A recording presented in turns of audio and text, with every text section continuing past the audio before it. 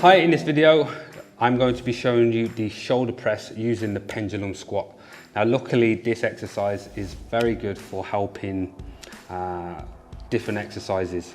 So we're going to be doing the shoulder press using the pendulum squat machine. So coming underneath, we're going to be standing up on underneath the platform. You don't have to unrack the safety mechanism, so that will stay still. The key behind this is if you are short, you will get some blocks, so you're able to stand up higher, so you are not so short. Grabbing the handles, you're going to be able to, as you can see, get it nice and close. The focus now is worrying about how to not arch your back or lean forward. So I want to make sure that I'm squeezing my glutes and contracting my core.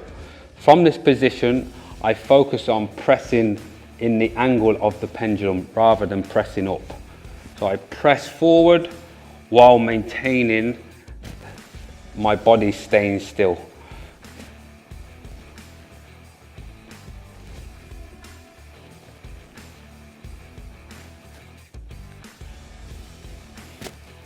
Things I want to avoid, as mentioned, is trying to lean forward into the press. And the second part is basically arching the back. How to improve this lift? We want to be focusing on controlling the weight on the way down. So when we press up, we're trying to keep the elbows in and then basically lowering it slowly down to kiss the shoulders to be able to press again. As you can see, you could just step down and simply exit. That is how you do the shoulder press using the pendulum squat.